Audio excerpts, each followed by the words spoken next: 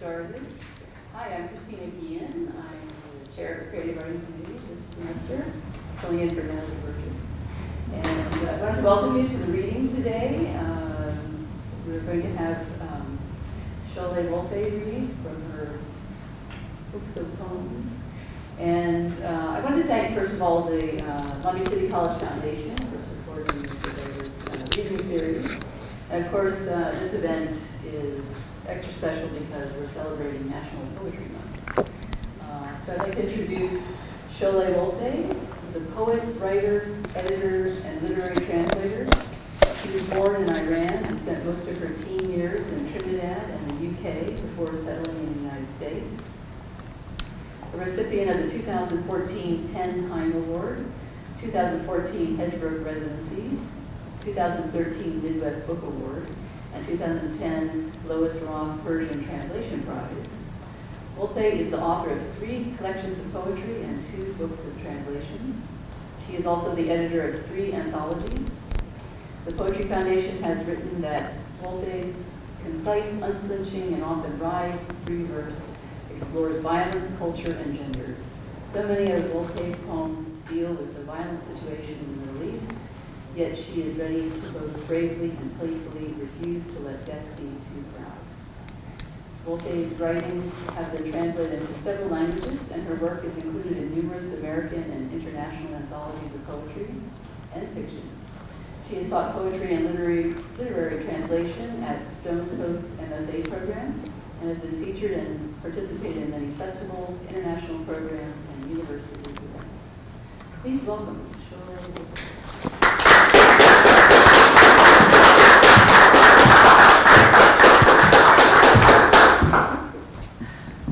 Make sure the mic's okay. Thank you. Can you hear me? Yes? Yeah.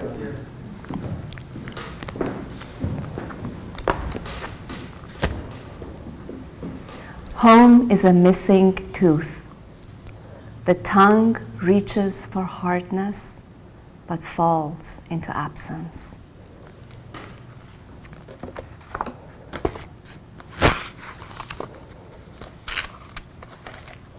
I know what it's like to be an outsider, a khareji.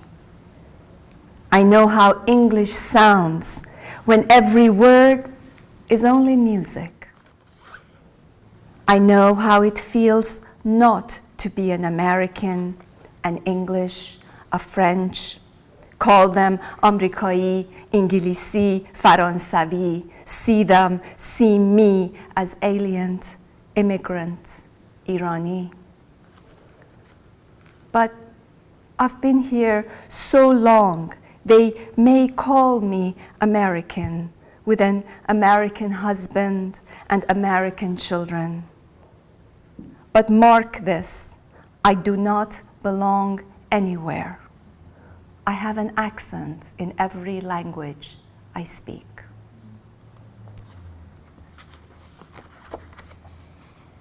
Thank you for having me here. I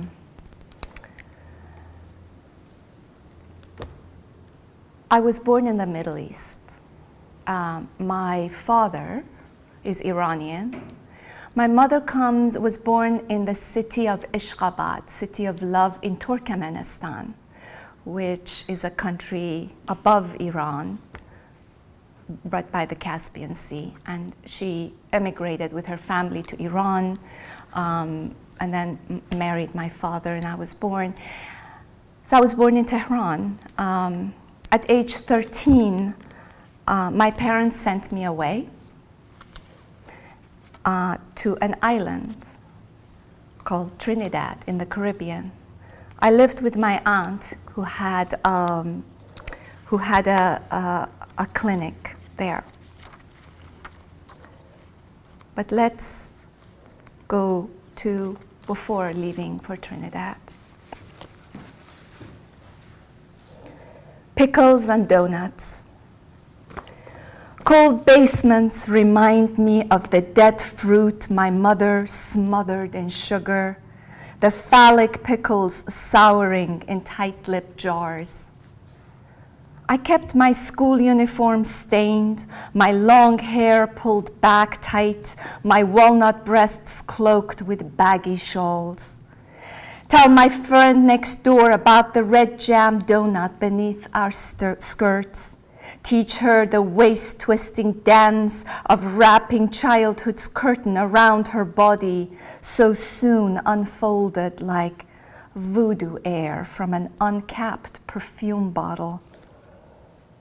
I breathe in books that turn my eyelashes to blue feathers, my eyelids' veins into delicate wing bones that flap and lift, travel me to an island house on stilt legs.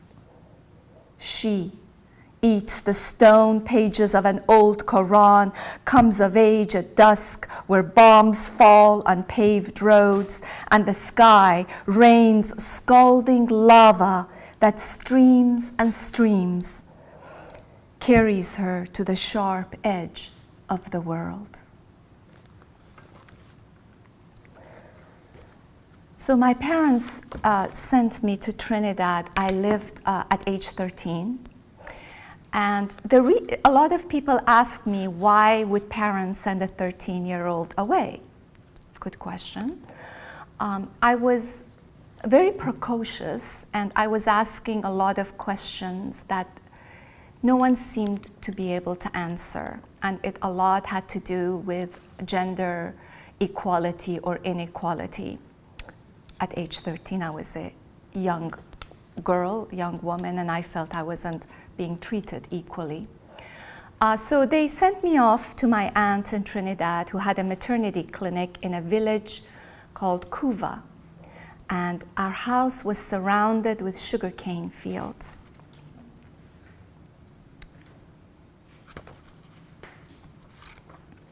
The house on stilt legs. I have just arrived, and the air is wet. The breeze lifts my skirt to have a look. The neighbors file in, bring baked plantains, chickpea roti, goat curry so spicy my eyes melt. They finger my curls, touch my long black eyelashes, laugh. In the street, boys hiss at my back with lips, tongue, and breath. Young men emerge skinny and dark from among sugarcane fields, machetes in hand. Just for you, they say, and pull out long, clean, fat stalks, bleeding sugar from the cut. The four-leaf clover holes that line the edges below my bedroom ceiling are portholes to the stars. Fireflies come in with the breeze, turn my mosquito net into a green flashing southern sky. I tell them about Tehran's dusty streets and high walls, gardens where every tree steals innocence from eyes, where every rose offers her thorns to stitch mouths, where crows blacken the sky, snitching on the comings and goings of the moon. I sketch in the air the bell jar in which I lived and almost died. Show them the roof of my mouth where a secret grows like moss, the inside of my belly button where the cord to my homeland's womb remains uncut.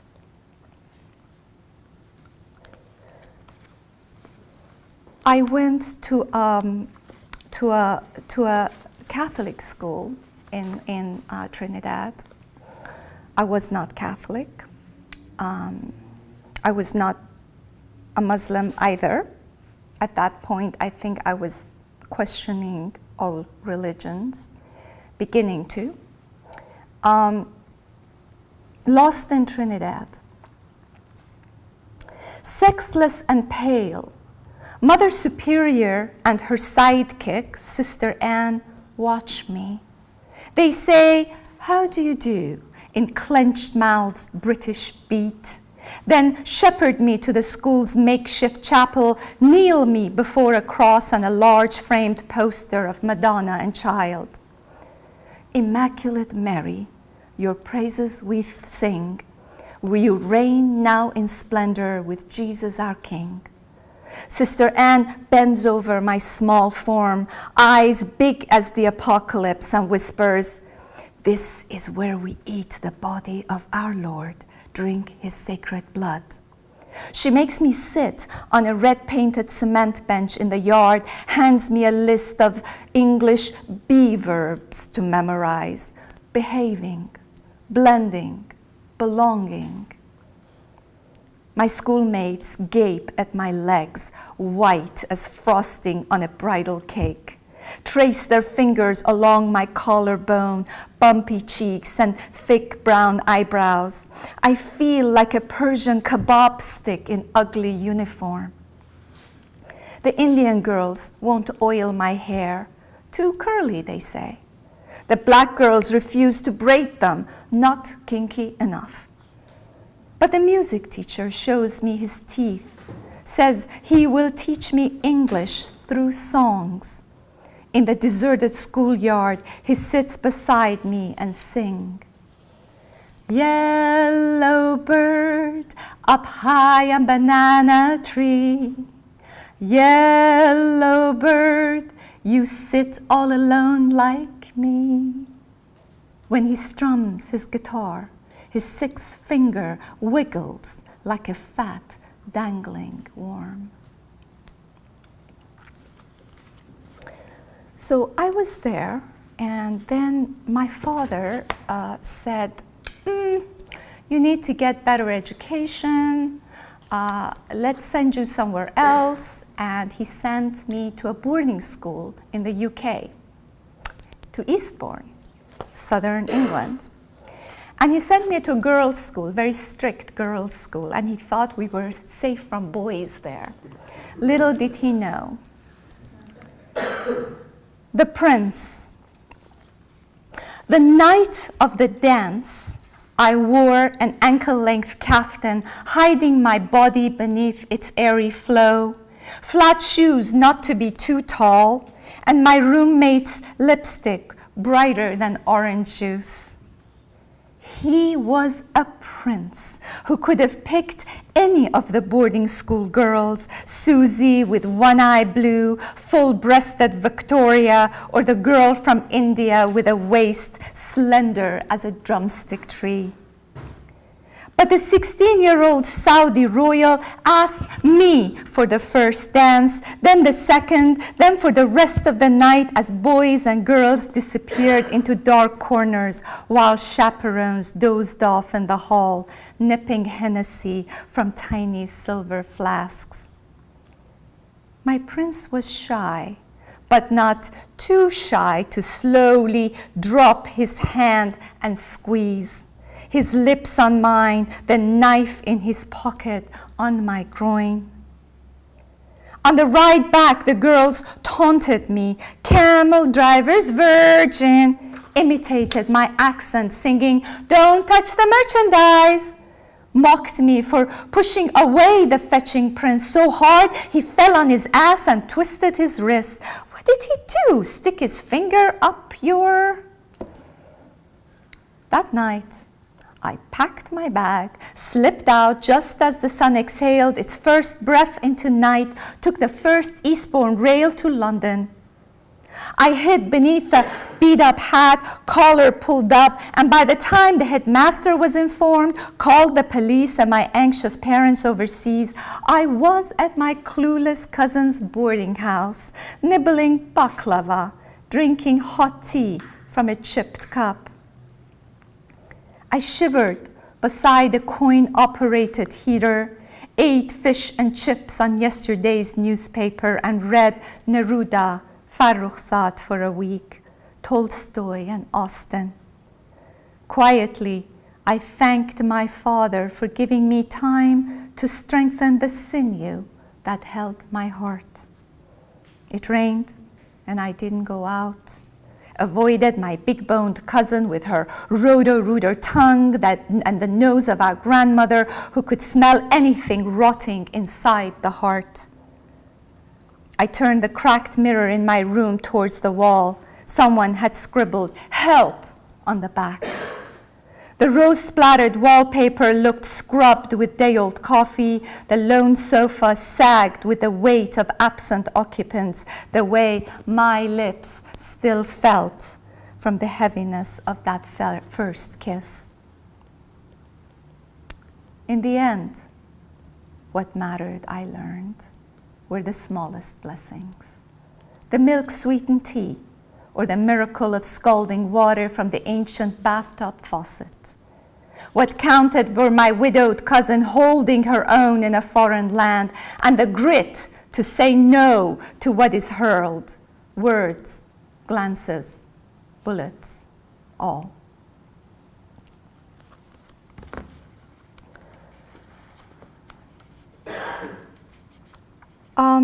So then I came to the United States to go to college.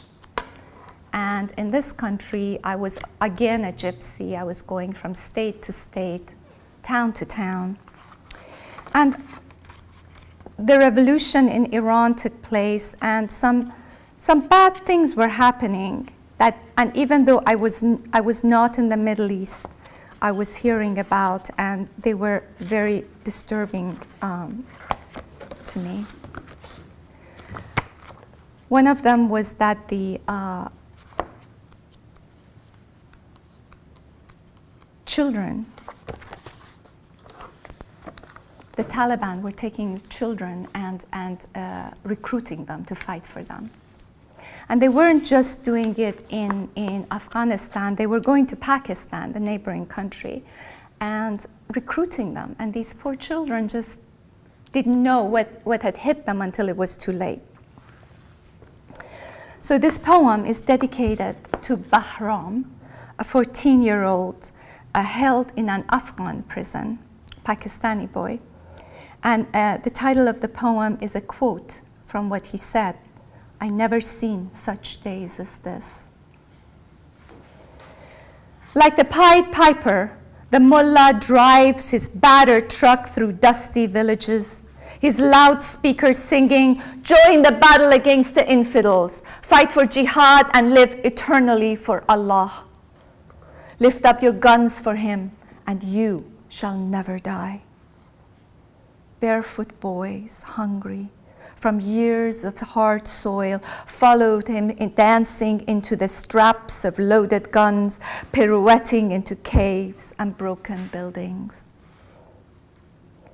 And the boys end up in a land not their own, but are told, God is everywhere. Many die.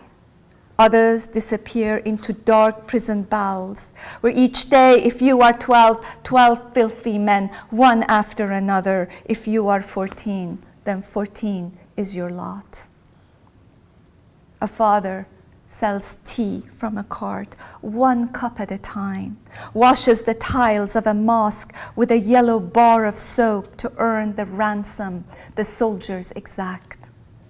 Every night, in his dreams, his son stands calling, "Father, I never seen such days as this."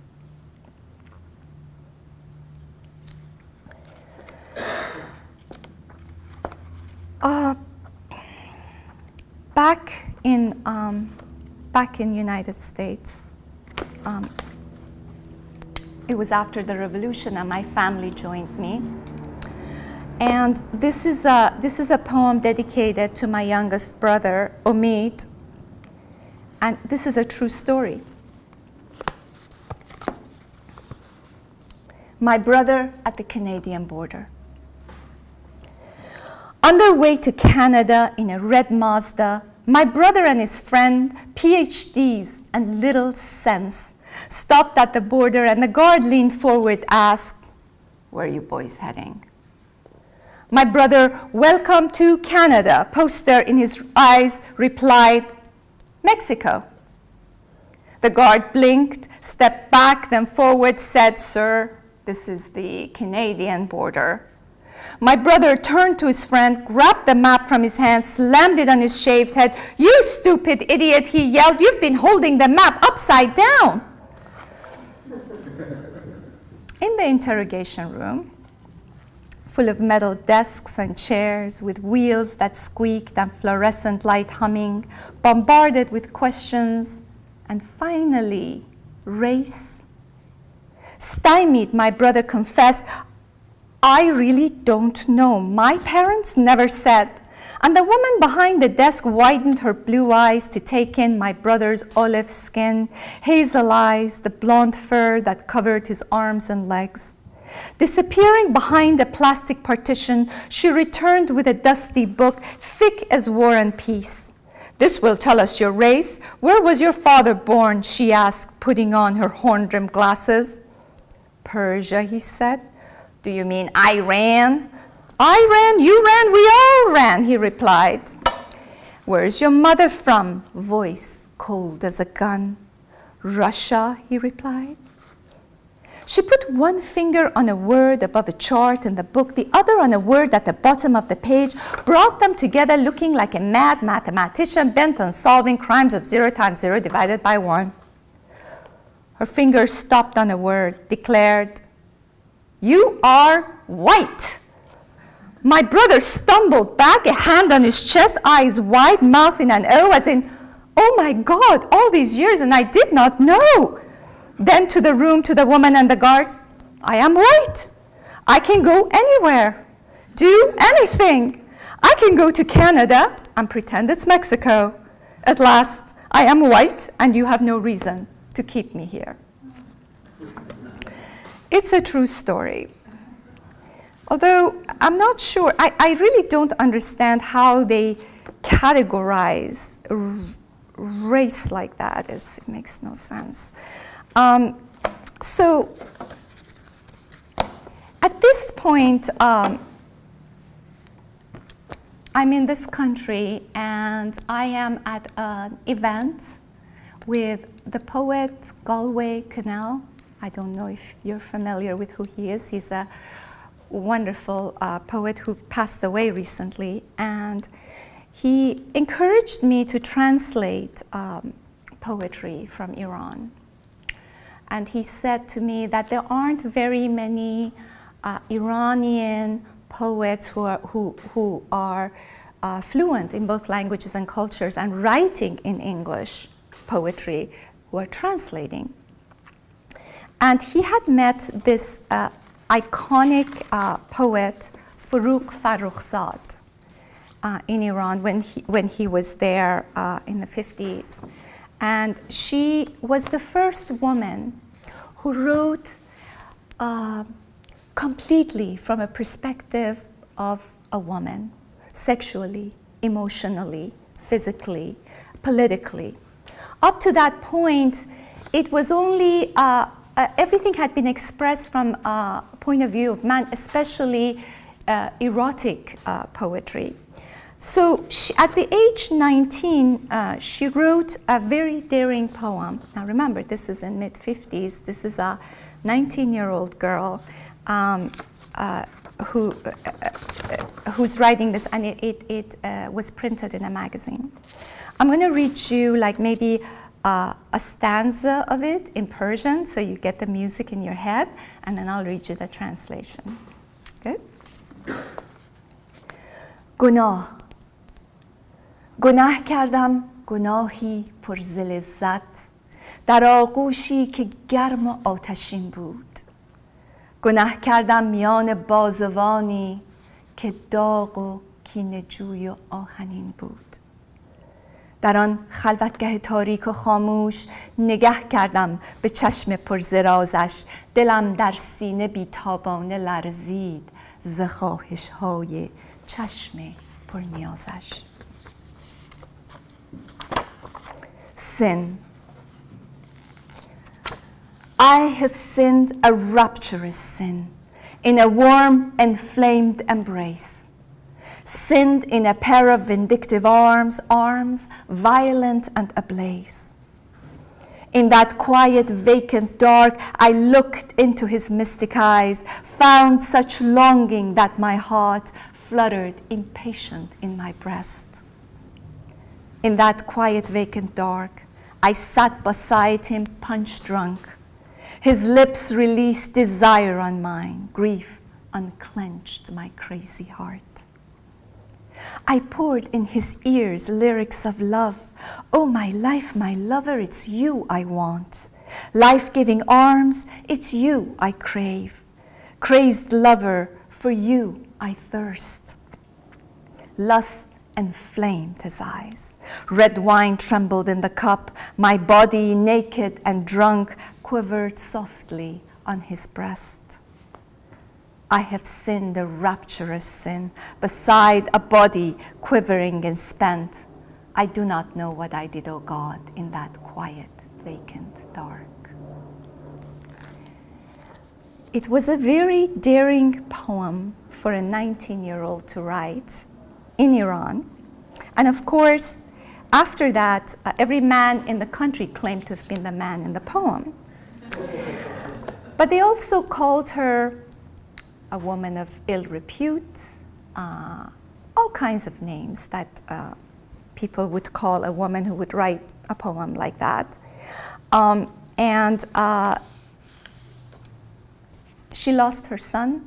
There were no laws that protected women who divorced their husbands to keep their children. So they got divorced, the husband took the son away, filled him with all these ideas that his mother wasn't a good woman. But poetry mattered a great deal. She was born in 1935, and she died in a car crash in 1967 that made her 32 years old. But by the time she died, she had become one of the most famous poets in Iran and a filmmaker. And today, she is considered an icon. She's a rock star. So I translated 41 of her poems, mostly her later work, which is incredible. And I wrote the story of her life in the beginning. So I hope you familiarize yourself with it. I've also translated, so after this project, I started translating some other Iranian poets. I put together an anthology called The Forbidden, Poems from Iran and Its Exile. And after that, I thought, well, these are the voices from Iran, and they're always saying, how come we never hear from our American counterparts? So then, with the help of PEN USA, I collected poems from 60 major American writers and responded to that with this anthology called Breaking the Jaws of Silence. So now those two anthologies are out in the world. And today I am in the process of translating Attar. You know who he was? He was Rumi's master. I think you all know Rumi, right? Did you know Rumi is the best-selling poet in this country? But he considered Attar, who was a 12th century poet, his master. And Attar wrote a book called The Conference of the Birds, which is, in poems, it's a journey of the soul towards itself, and itself being the universe, God, whatever you want to call it. It is a work of stunning beauty. And it has been translated before, very enforced rhyme and very scholarly. So I'm translating it as a poem in free verse so that people who read it in English can get more, connect with the poetry of it and the message of it. And I just signed a contract with Norton, and hopefully it'll be out in 2 years. So I am now in Los Angeles. Since this is a journey, and we're getting towards the end of our journey, okay? Because I can just go on and on. So this is in Los Angeles. How hard is it to write a love song? Last night, a sparrow flew into my house, crashed against the skylight, and died.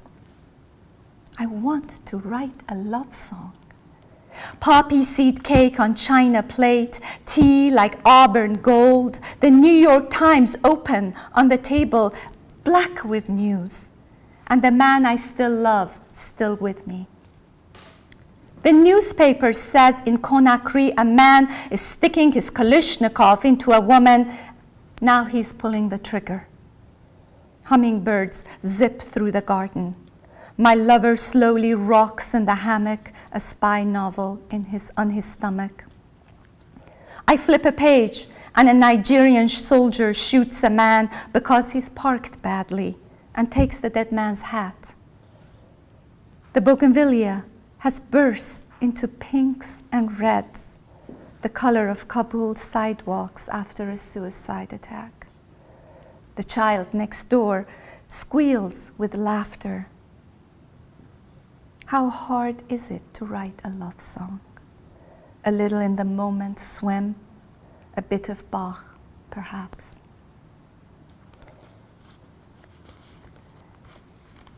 It is hard to remove yourself. Each day, she wakes up and something's changed. The parrot in the cage has stopped speaking English. The line of ants has skipped the syrup. The lawn has changed its mind and is now leaning left. The radio has gone opera, and the bananas have softened for the strawberries. The air, sabotaged by light, now courses from the china cabinet towards the knife drawer, and the skylights leak leaves. The crows have dipped their tail in white paint. The fat pygmy goat is in love with a coyote, and love has become so red the trees have bent their leafy heads, coughing blood.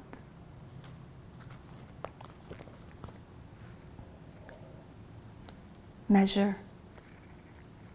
Some things mildew too quickly away from the sun. He has a neck pain. She sees ghosts. He wears a lead belt. She builds wings. He says, stick to the facts. She says, the sheets smell of longing. What's buried among their beds' decaying springs? He says, I love you. She says, I love you, to something she cannot see in the dark.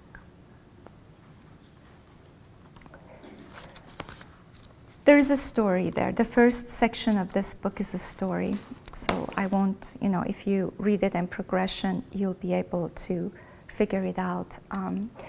The way I put books together, and we can talk a little bit about this later in our Q&A if you want to know more about it. I like for a book of poetry to read like a book, like to kind of tell a story, or like be like a symphony that you can go from the beginning to the end. But that also you can open it at any point and still get something from it, right? Anyway, I'm going to close with two poems, so we'll have some time for Q&A if you like. Does anyone scuba dive here? You guys are missing out. I'm a scuba diver, and this is a story about scuba diving. The deep dive. The deep dive. Stevie's raisin-colored braids, a shade lighter than his skin, bob up down as the waves punch the boat. He signals, "Go down." I don't. I stay close to the boat, hold tight the taut rope. Can't breathe. Not the air in the tank, not the air in the air. My lungs inflate, deflate, but that's beside the point. I can't frickin' breathe. And I yell this to the waves, to the boat, to Stevie, who magically surfaces beside me, an aurous brown god in goggles, regulator hose dangling by his mouth. He holds my head between his palms, says, "But you are breathing, you are." I look at him.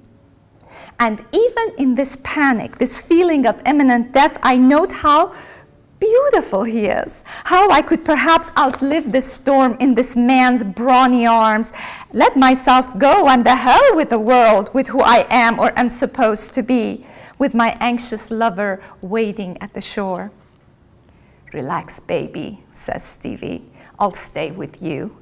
He pulls me into his arms and I breathe deep from the tank strapped to my back.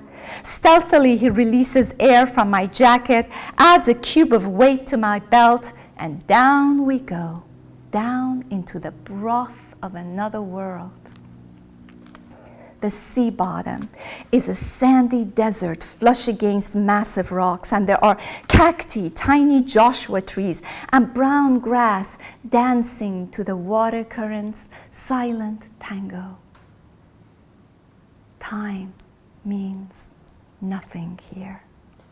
Palestine, Israel, Tehran mean nothing here.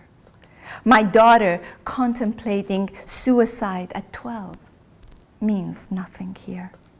Sons in military fatigue breathing Iraqi air mean nothing here. Even women giving life and grenades taking them away means nothing here. Here, the fish are birds, electric blue fins, wings. And beneath this airless sky, Stevie and I.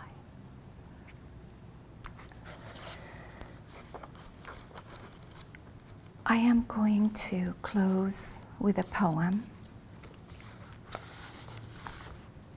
going back to the very beginning, where I was born, in Tehran. I was born at home, and my aunt, who was a midwife, brought me into this world. Now, this is not the same aunt in Trinidad. This is my other aunt. Both my aunts were midwives. So was my mother, actually. She brought me into this world with a song, and I have to sing it to you in Persian, and then there would be the English translation. Forgive me, I'm not a singer, but I'll do my best. I was sung into this world. I came into this world on the same bed I later slept in as a child. My aunt, a midwife, large brown eyes, scarred the shape of the sun on one cheek, sat at the gate of my mother's womb, sang me into this world.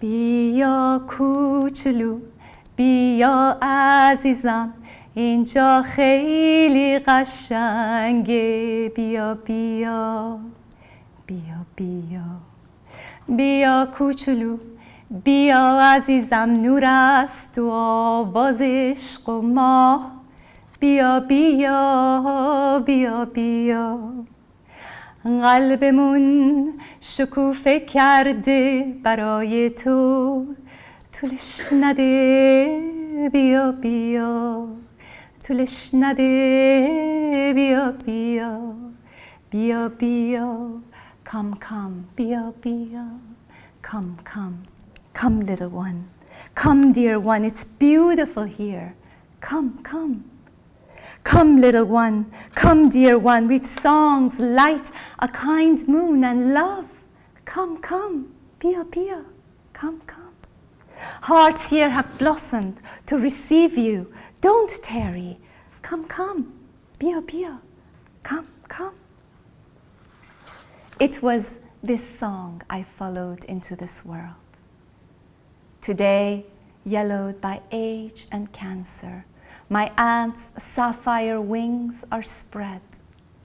I sit by her bed, make her promise to come for me when it is my time, to sing me into the other life with the same song.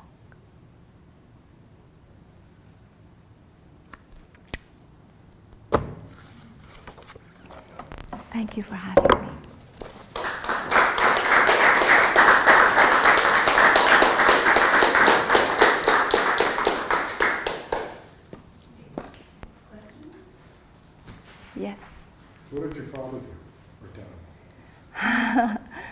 my father was the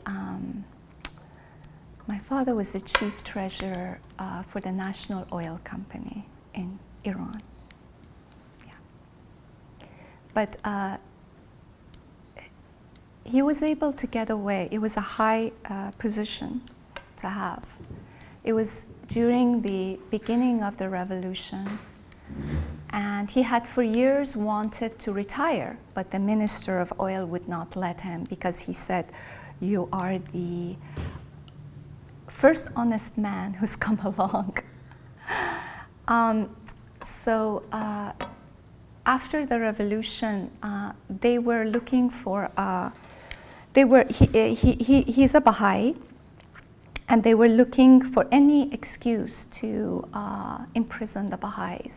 It was very bad in the beginning, and it is quite bad still.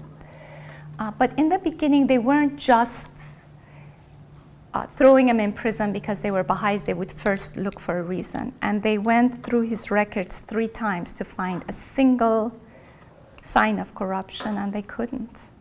And so they let him go. They let him go. They said, "You can leave the country, but we are not going to pay you your retirement money, nothing. Just take your life and leave," which he did. I asked only because your parents had the wherewithal to send you out, so I assumed that you come from at least a middle-class background. Yes, I do. So he had the money to do that. You know, we weren't super rich. We weren't part of my father actually refused to become part of the elite and take part in that. He just wanted to do his job and go home. So we were probably in the upper middle class there. Yes. As a poet and as a translator of poetry, I wonder if you could talk about the challenges, but also some of the gratifications of translating from Persian to English, but then are there differences from English to Persian? Yes. Well, one thing that I didn't say is that I was commissioned by the University of Iowa's International Program to translate Walt Whitman's Song of Myself from English to Persian. And I asked my good friend, wonderful poet Mohsen Ahmadi, to co-translate it with me because it was a huge project. And it took us a year. We had to deliver 1 section at a time, every week, 52 sections, right? So it was very, very challenging. For me, it was probably even more challenging because I don't write poetry in Persian. But I mean, obviously I can do it. To give you an example of the challenges that we faced, and in fact online I have given a lecture about some of those challenges. You can go to my website and find that video. But for example, Song of Myself. How difficult it is to translate Song of Myself, right? But it took us 2 days to figure that out because we would have probably taken surut or something like that, and the words that we were going to use has been hijacked by the government. It's become very politicized. You see, language can be hijacked by governments. That means they would use it to their own purposes, becomes religious or political. Therefore, it's no longer a good word to use. So we had to search for the correct word. We decided to use avaz. And then myself, I'm a very picky translator, and I really pay a lot of attention to music. Because remember, as translators, we can be murderers. You can present the corpse of a poem in translation, right? So I didn't want to do that. Translation is an act of recreation, right? You have to recreate not only the meaning, but also the music. So myself is it's very important for this particular poem, Song of Myself, because myself, twice, myself. And so in Persian, we had to search for the right word that repeated that. So we did avaz khishtan, And it's exactly the same repetition. Khish, tan, myself. So it went so on and so on. There were words that Whitman, for example, had made up. And so we had to make up words in Persian. And there is one section that a sailor, for example, remember there's a section that a sailor is telling a story? Well, it's impossible to do that in Persian, right? It's impossible. And so we used the voice of a sort of street man in Iran. They have a certain diction, a street person. So we decided to use that. So, you know, with the same thing works bringing it into English. Now, there are two schools of thought in translation. One is that make it easier for the reader or bring the reader closer to the other culture, right? I don't believe, you see, translation should enrich a language. So if I make things easy for you in translation, translating certain, like for example, Forough Farrokhzadeh at one point says, may you be green from head to toe. Well, in English, if you really want to bring it to English, you would say, may you prosper. But why do that? Why not translate that beautiful line and say, may you be green from head to toe, and let you all go home and say that to your friends, instead of saying, may you prosper or may you have a great life, say, may you be green from head to toe. Why not, right?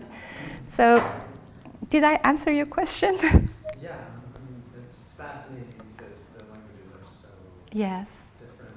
yes. Yes. That's why I like translation. First of all, I believe as poets and writers that the translation is a service we render, and it's an important service because I believe that people and cultures can come closer to one another through poetry and the arts, through literature and the arts, and not through politicians. And how do we do that? We have to not only as writers translate if we're able to, but as readers we have to buy translated literature. If we, right now, only 2 or 3% of everything that's printed in this country is in translation.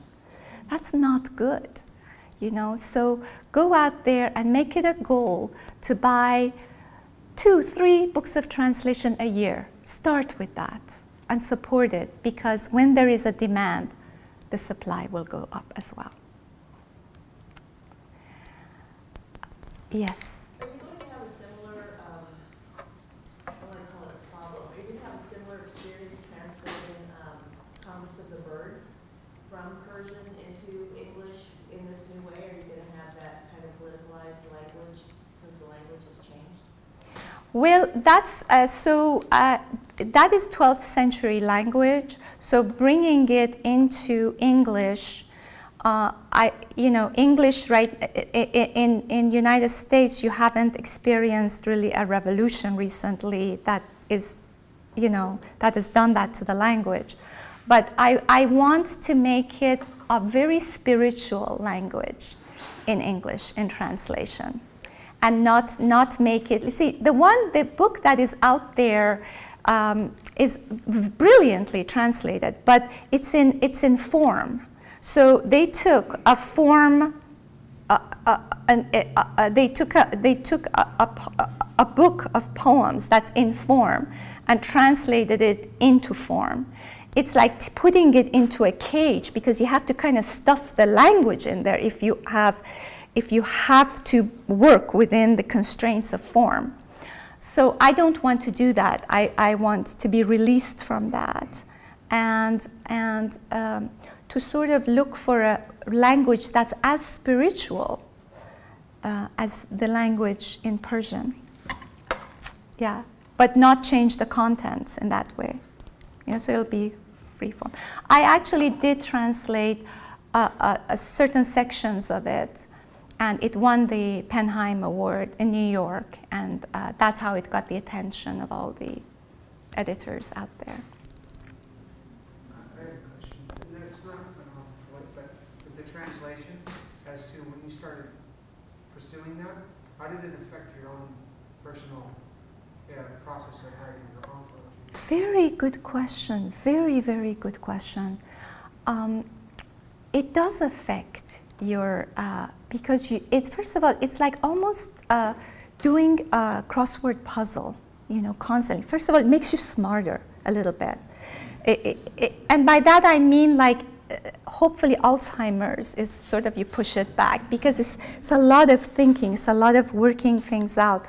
But it also helps you get to the bone of a poem, into the sinews. It's like surgery. If you want to understand a poem, try to translate it. Because you're like a surgeon. You have to cut it open. You have to go beyond the skin and the outer flesh and see what it's made of. How does it stand tall? How does it bend? How does it flex? And so even if you're not, as writers, translators, but if you know a little bit of a certain language, then find both languages, find the original with the English, and then see how it was done. So it did affect me in a sense that I hope it made me a better poet, just the practice of it. There is a question right here. I was wondering how, because it sounds like you traveled a whole lot when you were younger, how has that affected your poetry and how you write? Yeah, good question. Well, it made me who I am. I mean, the way I write. I write from a sort of more of a world perspective. And I also, something that became very important to me was the power of empathy. Because when you're moving from culture to culture to culture, you have to adjust. You have to understand, who are these people? What are they thinking? Why are they treating me this way? Let me understand them better. And actually, home became the holy grail of my life. I always wanted to find home. I knew I couldn't go back to Iran after the revolution for a while when I was younger, and then now that my website seems to have been blocked, so it's smart not to go back there. But I wanted to find home. Where is home? I found out home, it's right here. You carry it with you, inside of you. That's where your home is. And if you truly absorb that information and understand it and believe it, you will no longer find any difference between yourself and anyone else who doesn't look like you or is from somewhere else. Because whenever you are in one room together, you're both at home. Right? Yes. You give young poets, especially bilingual poets, some advice on where to begin a poem when you are fluent in the two languages. Do you begin poems in Persian and then they morph into English, or other way around? Well, okay, so if you're translating, you have to understand the poem not only linguistically, but also culturally. Therefore, like Google Translate is not going to do you any good, right? So that's number one. So you have to, just like I said, you have to become a surgeon and cut into the bone and sinew of the poem. And then you will begin to see how you can transfer that and recreate that in English, so that first, hopefully the music of it is the same. So you have to read it and musically, and then the meaning. And right now, thankfully, a lot of the MFA programs have started to offer literary translation as well. I mean, I taught that at Stone Coast, and somewhere in the future I might teach again when I'm done with this project for Norton. So there is, if for those of you who are actually really interested in literary translation and want to get an MFA, there are places you can go and not only get an MFA in poetry or fiction, but also literary translation. I have another question. I looked at your website. I saw the poem on Nika. Mm-hmm. How did that come about for you? I know, like, when did you decide, well, I have to write something in response to Yes. So there was this second revolution that was not successful in Iran called the Green Revolution. That was when President Ahmadinejad, there was a fraudulent election, and a lot of young people and a lot of writers and poets went into the street. They wrapped green armbands and bandanas, and they called it the Green Revolution. And they wanted justice. They wanted it to be recognized that it was a fraudulent election, and they wanted, a democratic election, which is actually kind of strange because all the candidates have to be first approved by the Ayatollah. So it's not that democratic anyway, but within that constraint even, it wasn't even democratic there.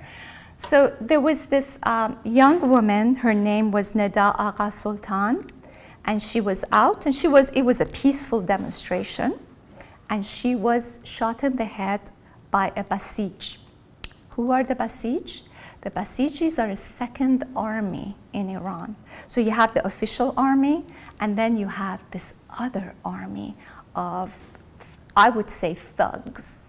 And they were released into the streets, and it was okay to kill and shoot, and she got shot, and it got caught on a cell phone camera. And of course, at that time, during that period, me and a lot of people like me were glued to the YouTubes, and we wanted, because we had friends there out in the streets. And when I saw that, I just thought to myself, I am her. I am her. I am Neda. And I wrote that poem. And I guess a lot of people were thinking the same thing as well, or they read the poem, I don't know, but sort of I am Neda kind of caught on. And people started writing that, and sort of she became the symbol for struggle. So that's how I wrote that right after I saw the video. So how long does it usually take you to write your poems? Do you actually give yourself like a day where you can sit down and do it, or is it something that happens just naturally over time? Right. Every writer is different. So I will tell you how I do it, but that doesn't mean that's how you would succeed, right? I am a huge on writing in notebooks. So I always have a notebook with me, and I'm always writing, And sometimes I don't even go back to them. I mean, sometimes they stack up.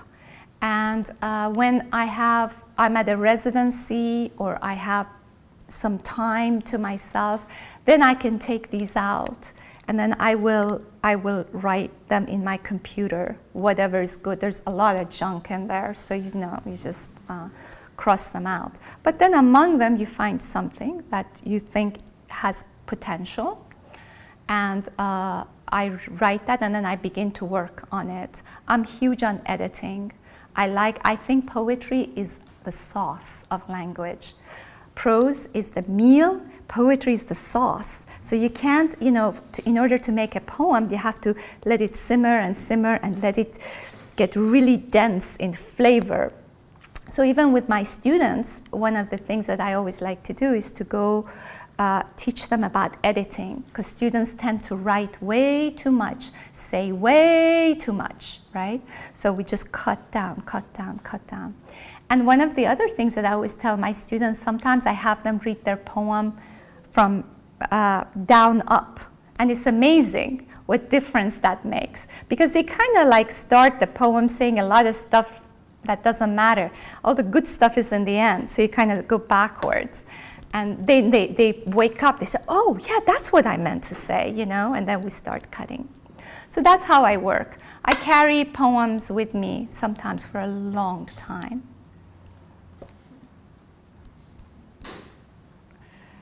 Yes. You mentioned a lot of your poetry is sort of this concept and a narrative. Do you like language poets, or have you thought about maybe doing, or have you done poetry that is outside of narrative, but just sort of song? Yes, yes. Actually, there are in my books. There are poems like that. Sometimes I don't read them because I found that I can either give a reading of that or give the narrative reading to make. As I said, like my books, I like everything to make sense. In my readings as well, I want things to sort of like have a flow and be a chapter on its own. So I have some like that, but generally I don't write too many of those poems. Not that I don't like reading them, but everyone is different, and I'm more of a narrative poet, I would say. I write fiction as well, so maybe that's why. I'm also a playwright. You know, I have a play called Shame that was just received a stage reading in New York. It received 2 readings in Los Angeles, and it's about human rights violations against women. So hopefully now we are looking to get it fully produced. Well, thank you all for being here, and it was a pleasure. It is a wonderful college, and thank you, Long Beach Community College, for having me here. Oh, I get flowers too. Thank you. And So much. Shalay has books for sale here, and she will sign them. Okay? I'd Thanks be for coming out happy today. to. Thank you.